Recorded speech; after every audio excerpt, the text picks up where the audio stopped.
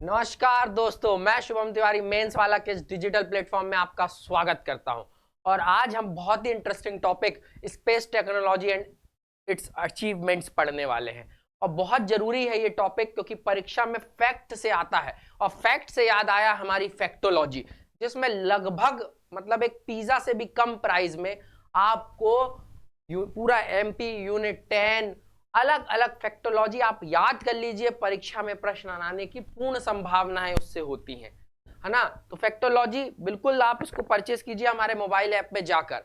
और जितना ये टॉपिक है फैक्ट के लिए जरूरी, वही जरूरी चीजें मैं आपको बताने वाला हूं। मैं यहाँ पर आपको सिर्फ सवाल नहीं करवाऊंगा, सवाल से जुड़े हुए फैक्ट बताऊंगा, पर कुछ मैं तरीके बताऊंगा जो आपको सॉल्व करने हैं। तो चलिए शुरू करते हैं बिना किसी देरी के, है ना। आप ये लेक्चर को 2-3 बार देखिएगा, तब और अच्छे से आप इस लेक्चर के महत्व को समझ पाएंगे। चले अगले प्रश्न पे, पहले प्रश्न पर चलिए। तो ये हमारी पूरी सीरीज चल रही है 100 डेज की, जिसमें आपको 1 to 10 पूरी यूनिट कवर कराई जा रही है एमसीक्यू फॉर्म में।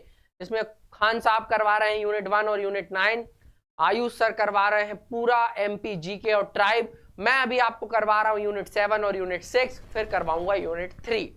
तो चलिए बने रहिए हमारे साथ और इस सीरीज में जुड़ना ना भूलें। सुबह 11 बजे, शाम को 7 बजे, 6 बजे, शाम को 8 बजे और 9 बजे, ये पूरे टाइमिंग और सारी चीजें लिखी हुई है।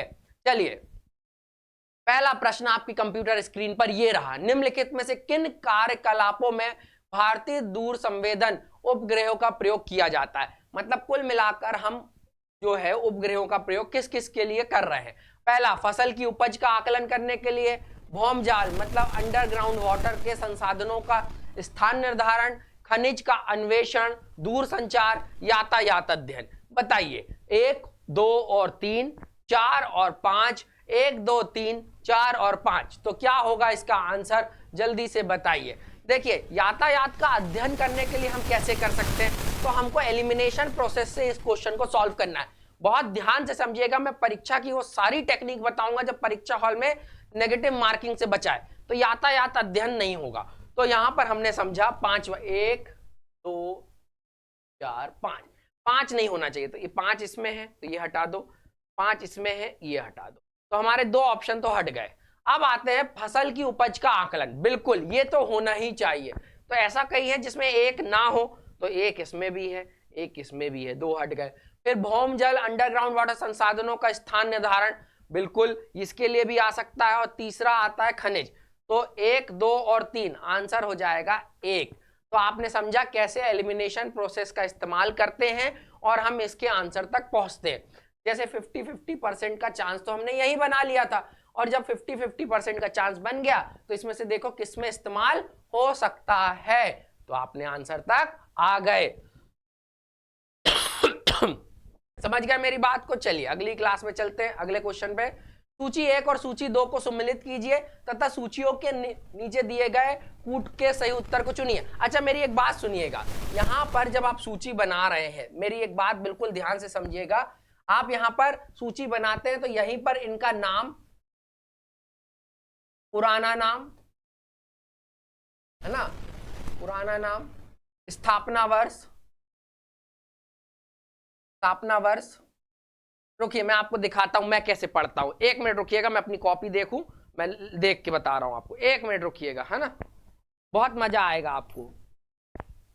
देखिए 1 सेकेंड मिल जाए। ये देखिए मैं आज भी तैयारी करने से पहले ऐसे एक पूरी यूनिट 7, देखो यूनिट 7 मैंने कॉपी बनाई, इसका मैं खुद स्टडी करता हूं, पूरा प्रॉपर नोट्स बनाता हूं, खुद क्वेश्चन चुनते हैं हम हमारे सर के साथ, और फिर इस तरीके से आपको ये आखिरी समय पे हमें रिवीजन करने में काम आती है ना। तो ये बिल्कुल अब मैं यहाँ पे पूरी चीजें लिखवा दूंगा, बिल्कुल मैं लिखवाऊंगा भी जहां जरूरत होगी, पर मैं जो दोबारा पढ़ाया हूं, जो तिवारा पढ़ा रहा हूं, तो आपको एक ही जगह सारी चीजें मिलनी चाहिए। देखिए इस तरीके से आपको पूरे प्रॉपर नोट्स बनाते हुए चलना है मेरी क्लास से, है ना। जूम कर लीजिएगा, दिखा दे रहा हूं कैमरे में पास लाके, ये देखिए इस तरीके से, है ना। इसमें कोई मैं क्वेश्चन के आंसर ये नहीं है, इनके बीच से टॉपिक वाइज क्वेश्चन उठा के मैं आपको पढ़ाता हूं। ध्यान रखिएगा इस तरीके से हम पढ़ाई करते हैं, तो घबराइएगा नहीं, जो मैं बोलता जा रहा हूं उस बात को मानते चलिएगा। अभी यही रख देते हैं, चलो। तो स्थापना वर्ष, फिर उसके अभी वर्तमान के अध्यक्ष चेयरमैन जो भी हैं यहीं के यहीं लिखिए, है ना, जो मैं आपको गाइड करता जा रहा हूं। वर्तमान अध्यक्ष अध्यक्ष आपको लिख लेना है। तो अब यहां पर हमें क्या, जैसे स्थान पता चल रहा है तो इनके बारे में बारी हो सकता है पिछले जो हफ्ते में प्रश्न करवाए थे उसमें मैंने स्थापना वर्ष पूछा हो, तो समझ में आ रही है बिल्कुल। पोखरण, अब पोखरण जो है उसको अपन यहां से पकड़ सकते हैं। हमें श्रीहरिकोटा भी हम पकड़ सकते हैं, हम थुम्बा भी पकड़ सकते हैं। पोखरण पर पोखरण एक ऐसा है कि जो सबको पता है। क्या पता है सबको? कि सबको पता है पोखरण, है ना। तो पोखरण जो है वो क्या होगा? परमाणु विस्फोट का स्थल था। याद है लाफिंग बुद्धा? याद है लाफिंग बुद्धा, फिर बुद्धा अगेन स्माइलिंग, इंदिरा गांधी जी और अटल बिहारी वाजपेयी का समय। तो हमने पोखरण पकड़ा और बी से 1 लगा दिया। तो बी का 1 किस किस में है? तो हमारी तो किस्मत अच्छी थी, सिर्फ सी में है, तो हमारा आंसर यहीं आ जाएगा। अब हम कर लेते हैं श्रीहरिकोटा। श्रीहरिकोटा जो है वो हमको पता है उपग्रहण प्रक्षेपण केंद्र। तो अब हम देख लेते हैं 4 किस में है, तो ये 2 में था, है ना। इस तरीके से एलिमिनेशन प्रोसेस होती है। अब हमारी किस्मत अच्छी थी तो हमको यहां मिल गया। तो ए का क्या हो गया? 3 काकारापार न्यूक्लियर पावर प्लांट, और सी का क्या हो गया? 2 रॉकेट प्रक्षेपण केंद्र। तो आप समझ गए, इस तरीके से आप निकल सकते हैं, है ना। सी का 2, है ना। इस तरीके से आंसर निकाले जाते हैं मेरे दोस्त, समझ गए? बिल्कुल। चलो अगले प्रश्न की और चलते हैं। अब आपको क्या करना है? इनकी स्थापना, ये सारी चीजें लिखते चलनी, और मैंने पिछले लेक्चर में बताई भी है। चलो पीएसएलवी का फुल फॉर्म बताओ। पिछले ही लेक्चर में मैं बता के गया था, पी का मतलब हो जाता है पोलर, है ना। अब अगली बार कभी पीएसएलवी का फुल फॉर्म मैं नहीं बताऊंगा, आपको बताना है मुझे, है ना। तो पोलर सैटेलाइट लॉन्चिंग व्हीकल, याद रखिएगा, का प्रयोग कब किया गया था? भारत में पहली बार पीएसएलवी का प्रयोग कब किया गया था? बताओ भैया, जल्दी से बताइए, बताइए जल्दी से। 1980, 1987, 1994, 2000। तो कब किया गया था? 1994 में किया गया था। पूरा समय मिलता है 1994 में। अच्छा, इससे पहले ठोस ईंधनों का प्रयोग होता था। ये पहली बार था जब तरल उसका प्रयोग हुआ है। किसका? तरल चीजों का प्रयोग हुआ है, याद रखिएगा, है ना। बिल्कुल याद रखिएगा, आपके कमेंट देखते चलना है अपने को। चलिए अगले प्रश्न पर चलते हैं। न्यू स्पेस इंडिया लिमिटेड के बारे में कौन सा कथन सत्य है? तो यहां पर याद रखो सत्य है पूछ रहा है, कई बार असत्य भी पूछ सकता है। तो कौन सा सत्य है? ये इसरो की वाणिज्यिक शाखा है, इसका गठन 6 मार्च 2019। अच्छा, यहां मैं आपको एक और बेहतरीन चीज बताने वाला हूं। क्या बताने वाले हैं सर? देखिए बहुत सारे, अरे ध्यान से दो, मेरी बात को ध्यान से समझना, बहुत प्राणदायक चीज बता रहा हूं। बहुत सारे सरल सवालों को जोड़कर उससे कठिन सवाल। क्या लिख दिया सर ये आपने? कठिन सवाल।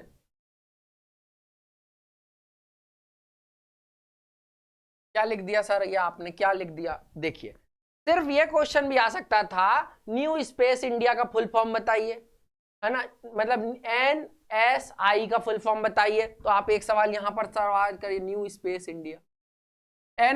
NSI की स्थापना कब हुई? तो ये भी आ सकता था 6 मार्च 2019। क्या आ सकता था कि नहीं आ सकता था? मुझे बताइए, है ना। ये भी पूछ सकता था क्या NSI का मुख्यालय कहां पर है? बेंगलुरु। तो एक सवाल इसके फुल फॉर्म से हो जाता, एक इसके गठन से हो जाता, एक इसके मुख्यालय से हो जाता, और ये इसरो की वाणिज्यिक शाखा है, एक सवाल इससे हो जाता। तो ये 4 सवालों को ऐड किया। क्या किया? मेरी बात समझ पा रहे हैं? 4 सवालों को ऐड किया और इसको पूछ लिया। तो वैसे तो ये सारे पॉइंट सही हैं। हाँ, इसका मुख्यालय बेंगलुरु में है, 6 मार्च 2019 को बना वाण। पर थोड़ा सा और टफ करना होता तो इसमें से एक कोई कथन असत्य कर देता। हो सकता है 6 मार्च की जगह या 8 मार्च, 9 मार्च, 10 मार्च या 2019 भी कर सकता था।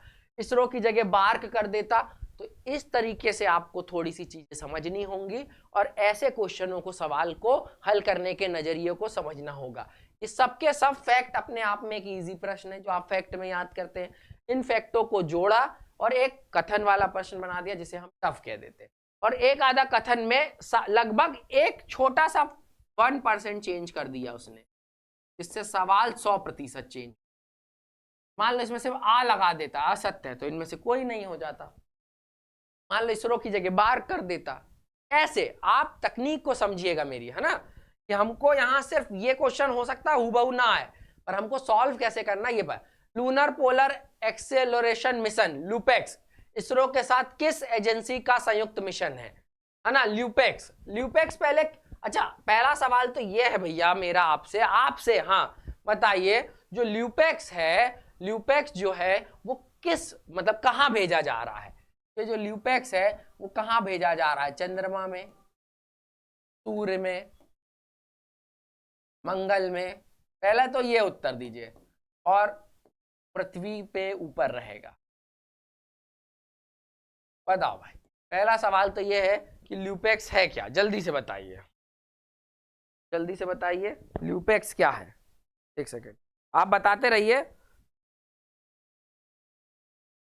सर्च नहीं कर रहा हूं भाई, है ना। हाँ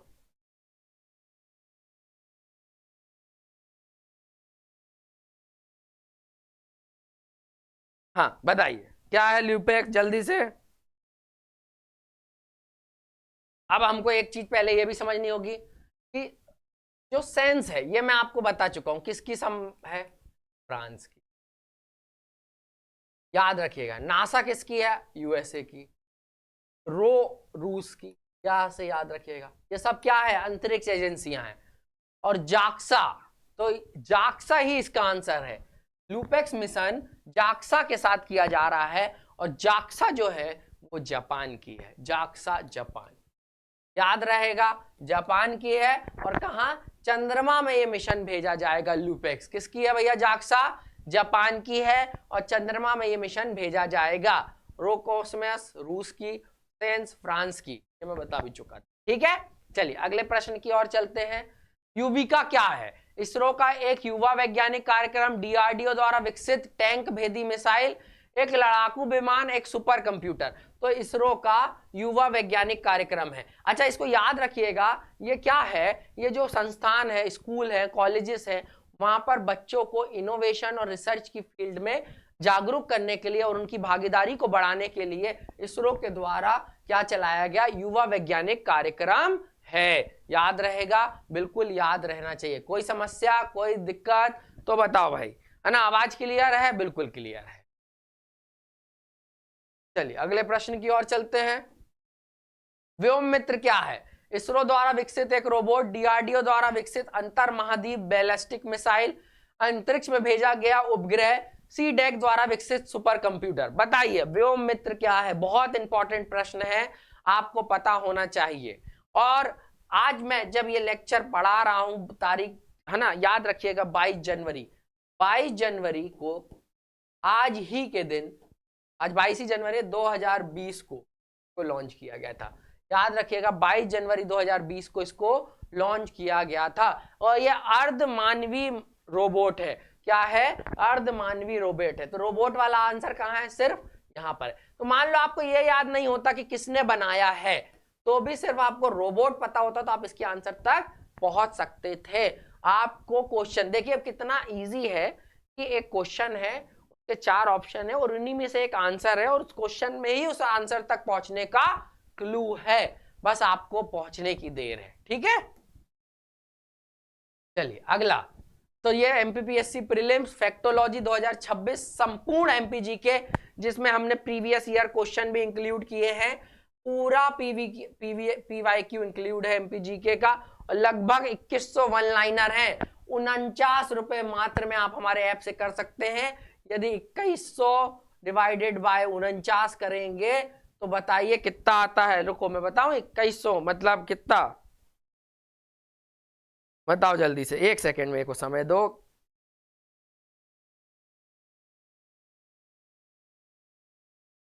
बयालीस, है ना। तो सोचिए इतना कम में आपको, और इसमें से मान लीजिए आप समझो एमपीजीके में से लगभग 45 क्वेश्चन आते हैं। अब आप सोचो आपको कितना कम में ये पड़ेगा। समझ रहे हैं? समझ रहे हैं? बिल्कुल बिल्कुल समझिए, बहुत अच्छी बात है इस चीज को। चलें आगे। चलिए अगले प्रश्न की ओर चलते हैं, आप मेरी बात को समझ गए होंगे। चलिए, चंद्रयान 3 में शामिल रोवर का नाम क्या था? मुझे तो बताओ, क्या बोलते उसको, लैंडर का नाम भी क्या था? बताओ, लैंडर का नाम भी क्या था? तो रोवर का नाम, चंद्रयान 3 में शामिल रोवर का नाम प्रज्ञान था। क्या नाम था? प्रज्ञान था। अब इसी में से एक का नाम है लैंडर का नाम। लैंडर का नाम क्या था, जल्दी से बताइए। तो लैंडर का नाम क्या था? विक्रम था, है ना? याद रहेगा बेटा? बढ़िया, वेरी गुड। चलिए अगले प्रश्न की ओर चलते हैं। निम्नलिखित, हाँ अब देखो फिर आ गए काम की चीज। निम्नलिखित यहीं पर ही समझना है। निम्नलिखित जोड़े में सम्मिलित करिए प्रक्षेपण यान सैटेलाइट, है ना? तो क्या है?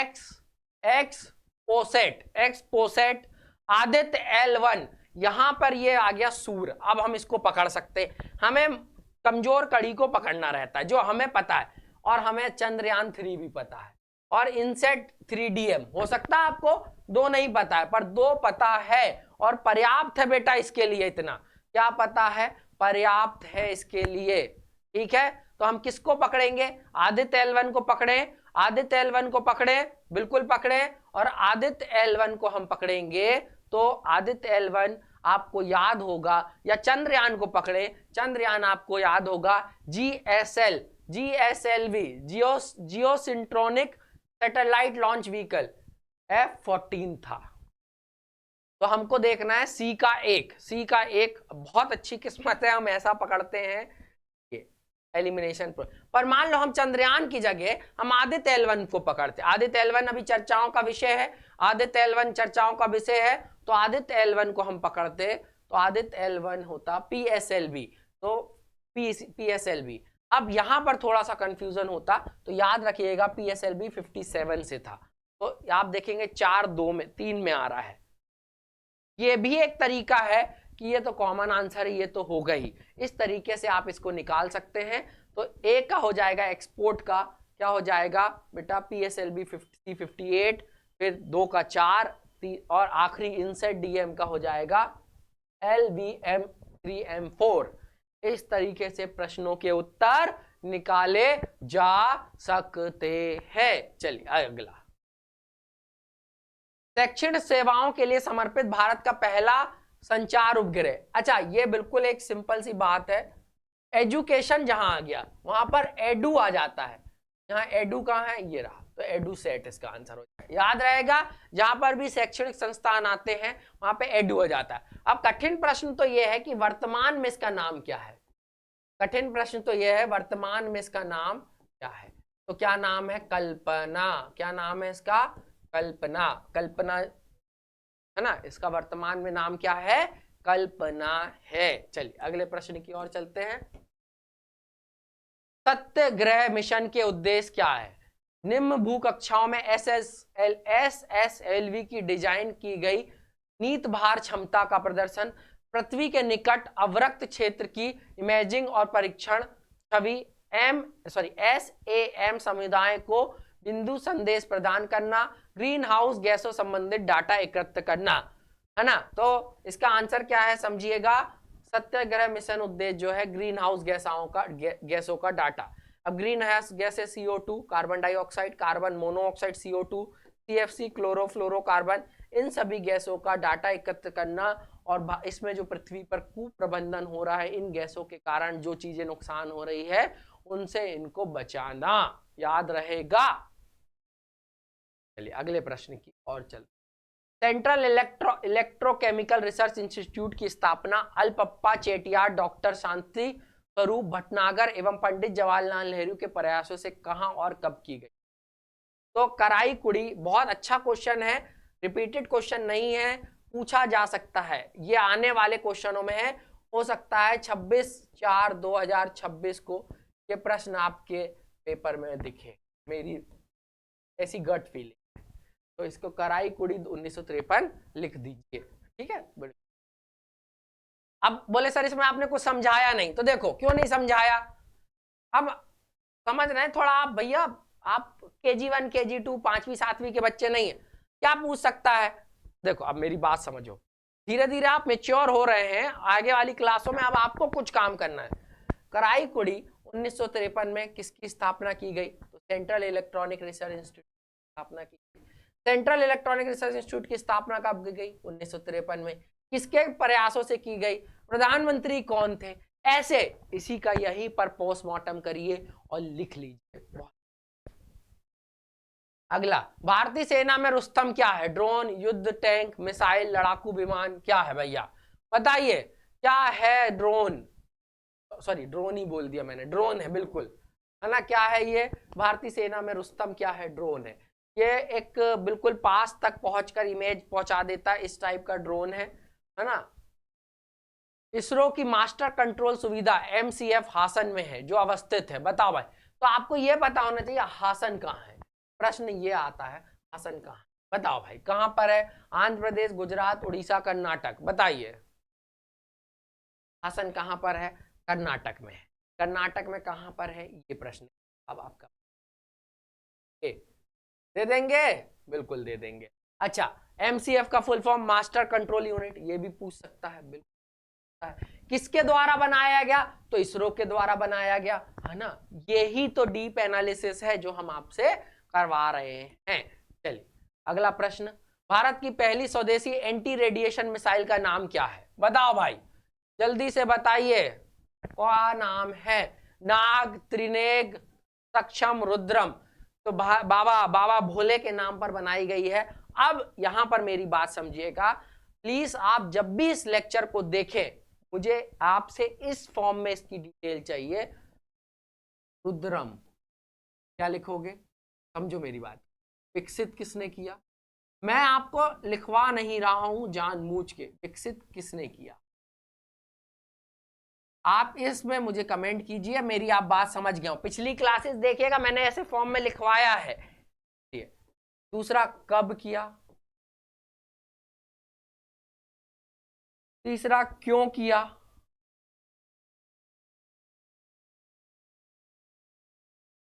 इसकी अभी तक की उपलब्धियां क्या? समझे? इस फॉर्म में मुझे उत्तर चाहिए, तब आप दे पाएंगे। जैसे अब ये एंटी रेडिएशन मिसाइल, इसकी एक विशेषता हो ही गई, यहां लिख सकते हैं। कितने क्षमता क्या है, कितनी रेंज से वार कर सकती है, ये सब आपको चाहिए। ऐसे होता है मेरे दोस्त। चलो अगले प्रश्न पर चलते हैं। छोड़े जाने के बाद हवा में एक अर्धचंद्राकार वृत्त का अनुसरण करती हैं क्रूज मिसाइल। अच्छा, ड्रोन मिसाइलें क्या होंगी? तो ड्रोन से वार कर रही हैं, उनको ड्रोन मिसाइलें कहा जाता है। क्रूज मिसाइलें जो पनडुब्बियां क्रूजों में लगाई जाती हैं उनको क्रूज में, और ये होती है बैलिस्टिक मिसाइलें, है ना। इसका आंसर हो जाएगा सी, अर्धचंद्राकार पथ का बना रही हैं। तो ये तो क्वेश्चन ये भी आ सकता है कि बैलिस्टिक मिसाइलें कैसा परिपथ बनाती हैं? तो अर्धचंद्राकार पथ बनाती है, और क्वेश्चन आएगा तो यही आएगा, मेरी बात याद रखना, ठीक है। चलो अगला, त्रिशूल आकाश है, सतह से हवा में मार करने वाली, वायु से मार करने वाली, सतह से। अच्छा, यहां से हमें एक चीज पता चली, मिसाइल कितने प्रकार की होती है ना। यहां से हमें एक चीज पता चली, मिसाइल कितने प्रकार की होती। अब समझो आप क्वेश्चन में ही आंसर आ रहा है, ठीक है। सॉरी, तो मिसाइल एक होती है सतह से हवा में वार करने वाली, अच्छा इसको क्या कहते हैं बताओ जल्दी से। दूसरा, वायु से वायु में मार करने वाली, इसको क्या आप नहीं बता पाएंगे तो अगली क्लास में मैं तो बताऊंगा ही, पर प्लीज आप पढ़िए, समझिए मेरी बातों को, है ना। वायु से सतह में मार करने वाली, इनमें से तो सतह से इसमें वायु में मार करने वाली उसको कहते हैं त्रिशूल। त्रिशूल कहाँ होता है? जमीन में होता है। कहाँ मारते हैं? आसमान में मारते हैं। हवा में मारने वाली त्रिशूल सतह से हवा में, बिल्कुल नाम से ही स्पष्ट है, समझ गए। अगला अगला प्रश्न लाया जाए सर, मध्य प्रदेश के विज्ञान पुरुष किसे कहा जाता है? बताओ भैया, मध्य प्रदेश का विज्ञान पुरुष किसे कहा जाता है? बहुत इंपॉर्टेंट। किसे कहा जाता है? अनिल काकेकर जी को कहा जाता है, ठीक है। अनिल काकेकर जी को कहा जाता है, फैक्ट है ये, सीधे सीधे आपको पता होना चाहिए। अगला रुको, ऑपरेशन पवन का संबंध है पंजाब में शांति स्थापना, पर्यावरण को साफ करना, कोरोना के दौरान वायुसेना द्वारा चलाया गया अभियान, श्रीलंका के जाफना में लिट्टे नियंत्रण के लिए चलाया गया अभियान। तो ऑपरेशन पवन जो था श्रीलंका में के जाफना लिट्टे नियंत्रण चलाया गया, याद रखिए। कौन सी भारतीय नौसेना की पनडुब्बी है? वाह, बहुत अच्छा प्रश्न है और ये पूछा जा रहा है। और आजकल मैंने ये पैटर्न देखा है कि पनडुब्बियों से प्रश्न ज्यादा आ रहा है। तो किस फॉर्म में इसका आंसर लिखेंगे? किस फॉर्म में इसका आंसर लिखेंगे? आप नोट्स में लिखेंगे। कब बनी? तेस्ता। किसने बनाई?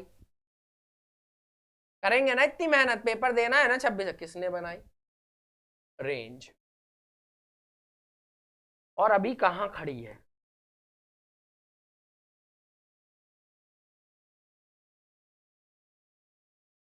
ठीक है, अगला भैया MPPSC prelims MPPSC prelims unit 1 complete 1800 one liner मात्र 29 रुपए में, और यूनिट 10 कंप्लीट वन लाइनर 1200 मात्र 29 रुपए में। तो आपको हमें देने हैं मात्र कितने? 29 और 29 होता है 58। 58 सर कहाँ?